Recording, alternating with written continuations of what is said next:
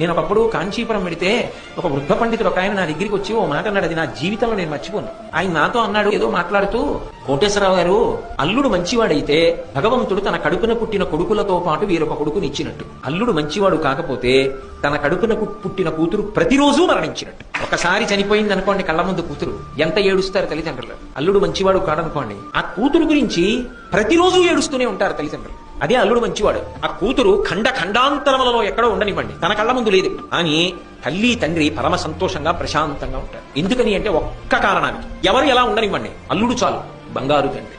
నా కూతుర్ని గుండెల్లో పెట్టుకు చూసుకుంటాడు, అదొక్కటి చాలు, ఆ తల్లిదండ్రులు బతికేస్తారు. మిగిలిన వాళ్ళు ఎంత అనుకూలంగా ఉండనివ్వండి, అల్లుడు ఒక్కడు సరైన వాడు కాడనుకోండి, ఆ కూతురు నాన్నగారు ఇవాళ ఇలా ఇబ్బంది పడ్డాను, నాన్నగారు ఇవాళ ఇలా ఇబ్బంది పడ్డాను అని చెప్తుంటే ప్రతిరోజు కూతురు చచ్చిపోయినంత బాధపడతాడు కదా గురువు గారు. అందుకని అల్లుడు మంచివాడైతే ఇంకొక కొడుకు పుట్టినట్టు, కొడుకుని చూడాలని ఎలా కోరుకుంటాడో తండ్రి, అలాగే మామగారు అల్లుడిని చూడాలని